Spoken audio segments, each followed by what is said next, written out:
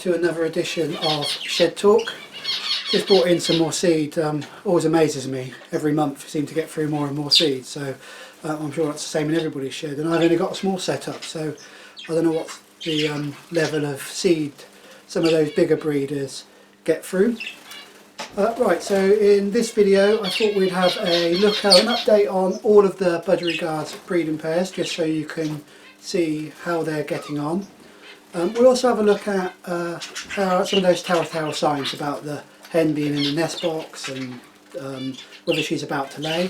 I'm going to have a look at how I personally candle eggs to see whether they're full or not, and how you can have even just by looking in the nest box, sometimes you can get a view as to whether or not the egg is full or a dead egg, so a clear egg. Before we do that though, I thought what I'd do is, seeing as I've just brought the seed in, is just quickly run through the type of seed that I'm using in the shed and where I get it from. So just a quick look at the various bits of seed, both for the Budgerigars and for the Finches. As always, if you enjoy the video, don't forget to like it. Please do subscribe, it always does help the channel, the more subscribers you've got. And don't forget to hit the bell if you would like early notifications on future videos. So, let's begin by having a quick look at the seed. I thought I'd start by looking at the seed that I supply the Finches with in the foreign Finch flight. I know in the last few videos we haven't really looked too much at the Finch flight and how those are getting on, but I do keep Zebra Finch, some Spice Finches, a couple of Bengalese and some Gold Breasts, just for a bit of difference, I suppose, a bit of variation on the Budgerigars. Of course the Budgerigars are the main focus of my shed. This is the seed or the basic seed for the Finches. You can probably see from the label I get all of my seed from Haves. It is, so I think generally it's a little bit more expensive and you can buy it cheaper elsewhere. However, I've never had a problem with in terms of supply and delivery. It always turns up within a couple of days of me ordering it online. It's always very clean, very little dust, so very little waste. I find it a good seed. I know some people think that it's overly cleaned or overly polished, but it suits me well and always has done. So, and all of the birds have got used to it and seem to enjoy it. So a basic foreign Finch mix is the start for the Finches. Added to the basic foreign Finch mix at a ratio of about 6:2 is the Panicum millet, which is a much smaller seed than most of that you find in the foreign Finch mix. It's mainly there for the wax bills, because they're much smaller. The gold-breasted wax bills are much smaller than all the other Finches, and I think they find this particular millet slightly easier to get into, although they do seem to eat all of the foreign Finch mix as well. Interesting to know what those people who are experts on Finches think. So I had about 2 parts of the Panicum millet to about 6 parts of the foreign Finch mix, and then finally I add red millet to the blend. So, and again this is added at about 1 scoop of red millet to every 6 scoops of the foreign Finch. So 6 foreign Finch, 2 of the Panicum and 1 of the red millet. Just gives the foreign Finch mix a bit of variation. So that's what I supply for the foreign Finches. I also give the red millet to the Budgerigars. I normally put a little tray of red millet in each of the breeding cages, and then the both the hens in the main flight and the cocks in the other main flight get some red millet as well in their 2 flights. So again, just a small tray of that. So they all seem to pick the red millet quite quickly. so they clearly like it. This is what the basic Finch mix looks like before I've added anything else to it. So as you can see, there's probably a bit of red millet and panicum in there as well. So that's the basic seed mix for the finches. And for contrast, here's the panicum. So as you can see, a much smaller millet than most of the seed and millet that's in the main Finch mix. So that's what the panicum looks like. Just scan back across so you can see the main one. The other thing I give to the Budgerigars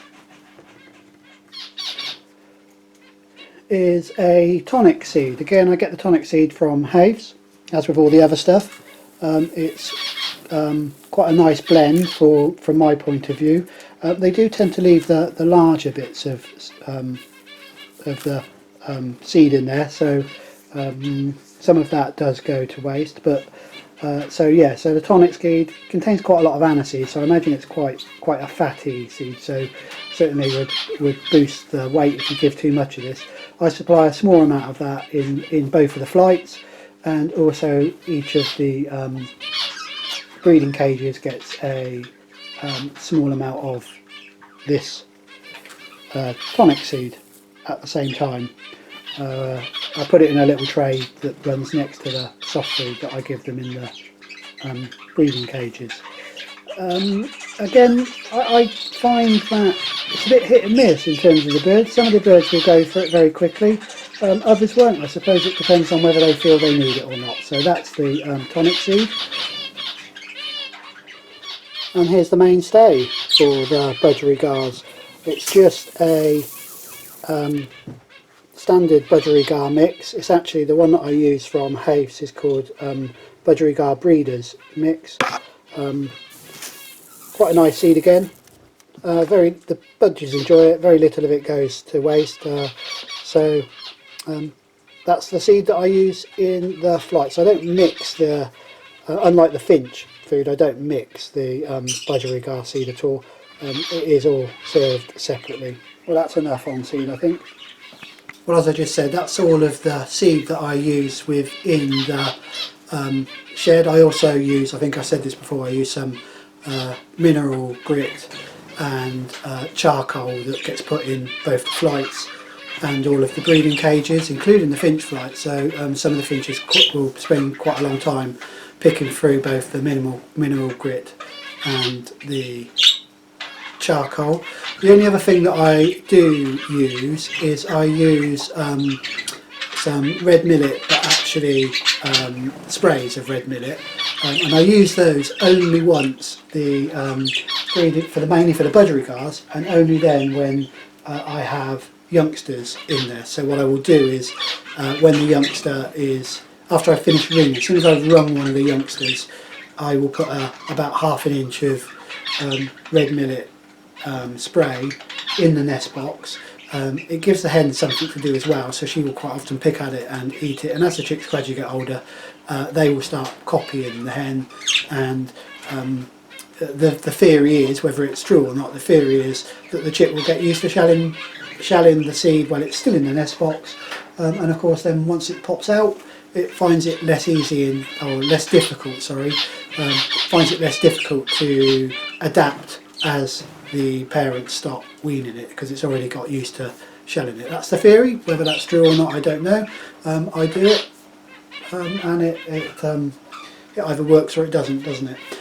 So what I was going to do now is have a quick look at some of those telltale signs, that the hen's been in the nest box, and also that the hen is getting ready to lay. In terms of the nest box, I said in the last video, and if you haven't watched it, I'll put a link to it across the top of the screen now.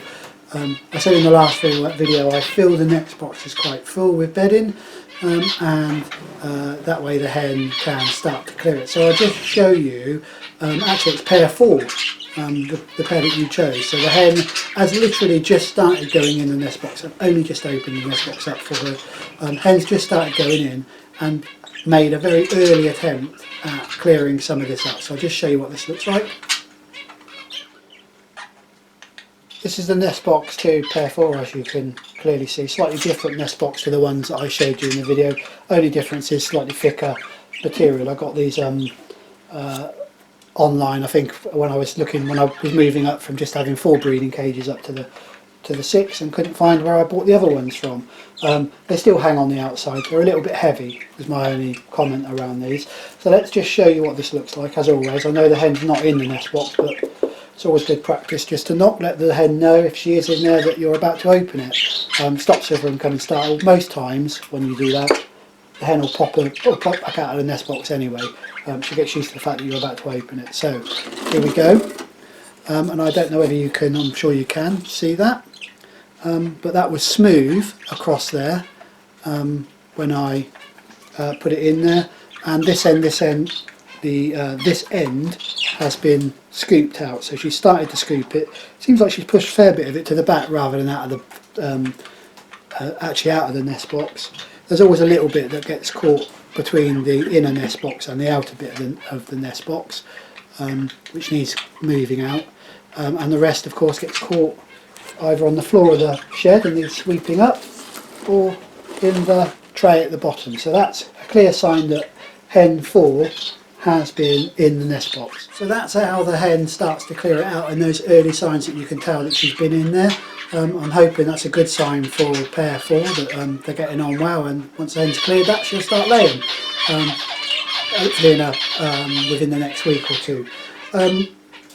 The other sign, particularly that the hen is getting ready to lay, is that the hen will start doing big poos. So massive, great big poops. They look very messy. Sometimes they look a little bit runny, but the obvious sign is that they are very big. I don't know why they do that. Perhaps someone can leave a comment and explain why the poos get so much bigger. It's the same thing with the finches. I've noticed that when the zebra finches are starting to go in the nest box and about to lay, that I can see big poos, slightly bigger poos, in and around the feeders in the finch flight. So it seems to be common amongst most birds, I'm guessing. So I'll just show you what that looks like. One of the signs that the hen is either laying or getting ready to lay is that she starts to have big poops, as you can see here. This isn't just a sign that she's getting ready to lay in. This is in pair 1, which we know the hen is actually already laying.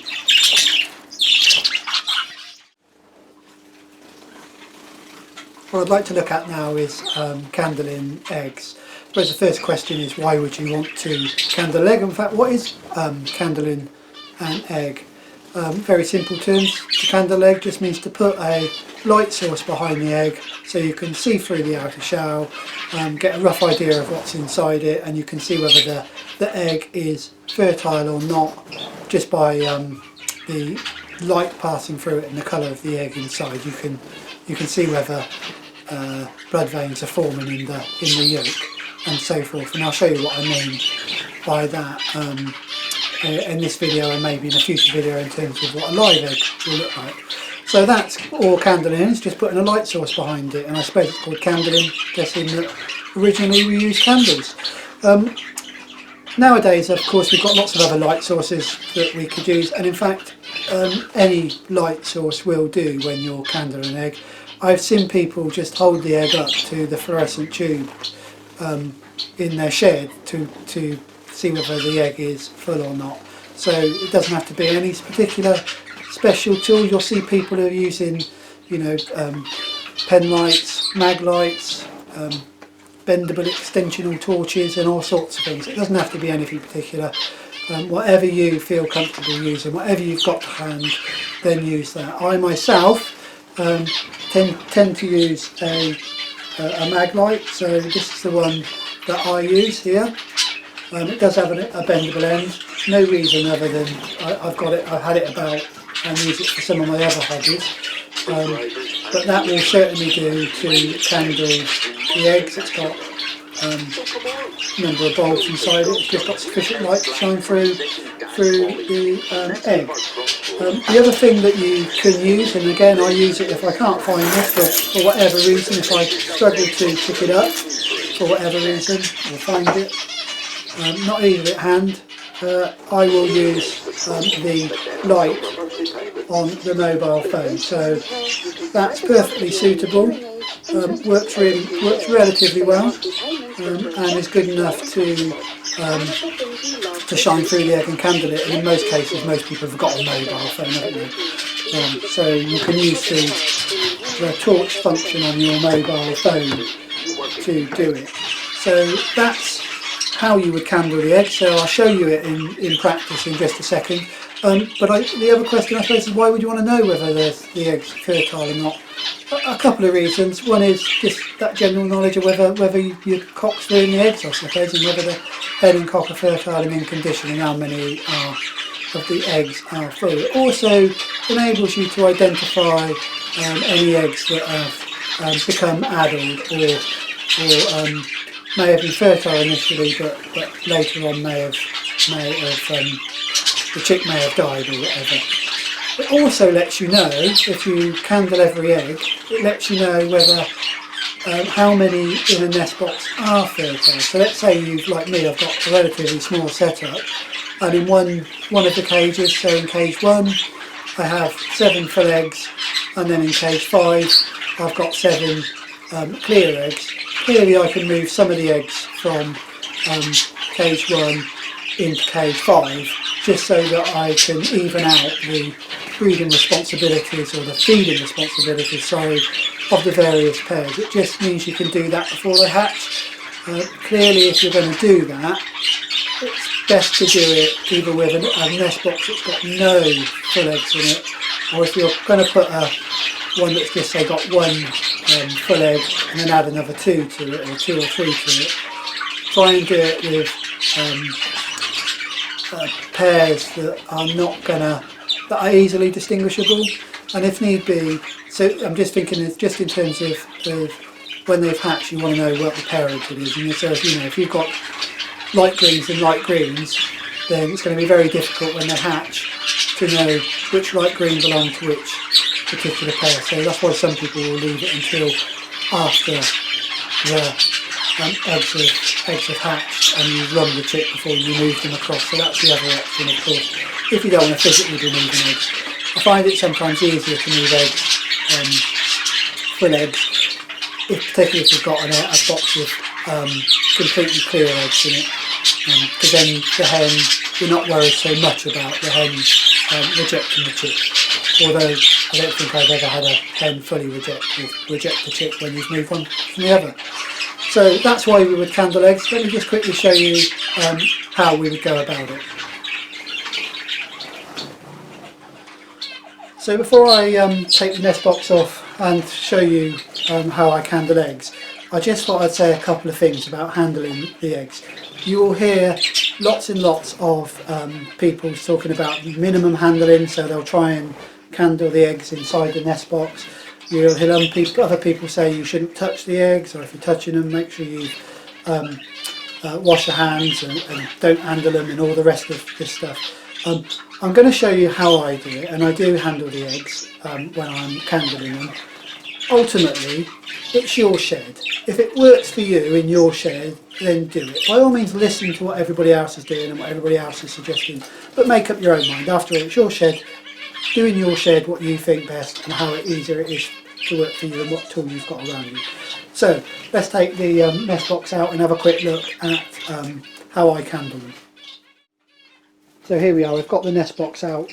Just to let you know, I know that all these eggs, or virtually all of them I'm sure, are clear. There was one that's just been laid, so I'm not too worried about using this as a demonstration because they are all clear. I think you remember I said maybe at the beginning of the video that you can so often tell whether an egg is clear just from the colour, and I think you can see that at least 3 of the eggs are dull and going and greyish. So this egg, this one and this one, so actually egg 1, 2 and 3 are dull and grey. So, and they look lifeless, so I could look in that box and be reasonably sure that those 3 eggs are definitely clear. As I say, the 4th egg, this egg here, has only just been laid, so it's freshly laid today, so so I don't know about that one. they all start off I find a fairly dullish grey, and then once the embryo starts to develop, the chick starts to develop inside the egg, the shell of the egg goes a really bright white and shiny white, and it will stand out. If you had the comparison here, you would see it instantly. So in terms of checking the eggs whether they're clear, I'll show you first of all with the torch. And it's literally a matter of shining it there, and I don't know if you can see that, but the egg there is, you can see a yellow bit. What I'm going to do is get the egg out and just show you that in a bit more detail in a second, but you can see that that's clear, and that one there again is reasonably is clear. So I'll take the egg out and demonstrate that in a bit more detail. So I'll take this one out. So there's the egg, and if I put the torch behind it like this, I'm sure you can see that it's shining through, and there's yellow, the yellow of the yolk. Given how old this egg is, so this egg is way over 4 days old, you would expect if that was to be fertile, you'd begin to see the veins in there, and maybe even see the developing heart beating away. So definitely clear, no sign of any veins there. So that egg there, egg 3, is a clear egg. I will show you the same thing, but this time using the flashlight on the mobile phone. So here's the flashlight on the mobile phone. I stand that next to it. I hope you can see that. It's very bright, it's darkening the thing, but once again, egg is showing yellow. Probably see the better in the reflection rather than in the actual on the egg itself. But yellow, in fact, you can see there that it's the greyish around the outside of the shell. So that's another clear egg.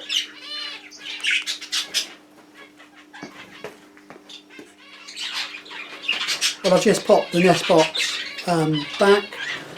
Hen can now go back in there. At the moment she's being fed by the cockbird, which is a good sign. Maybe they're getting to know each other a little bit better, and the next few eggs will be fertile. So that's how I handle the eggs. As I say, do have a look at the way other people do it, read the book, see what people think, but ultimately it's your said, so do as you please. I'm pleased to say that I've managed to get through Halloween and firework night. Over here in the UK can be a bit of a nightmare with the number of fireworks that go off all around the place and can cause havoc with the birds, but I've not lost any birds due to fireworks. We're now past the main time when the fireworks, next thing will be New Year. So didn't lose any birds, which is always good news. I hope the same thing was for yourselves, that you managed to get through that okay without too many problems. And in the next video I'll update you on all of the birds. I don't really have time in this one, so in the next video I'll update you on all of the pairs and introduce you to a new youngster that's in the Finch flight. So zebra finches have laid again, and there are a couple of new youngsters just out of the box, which is always good news, so we'll have a look at those. But until then, if you enjoyed the video, don't forget to like and subscribe, and please do stay safe and enjoy your birds.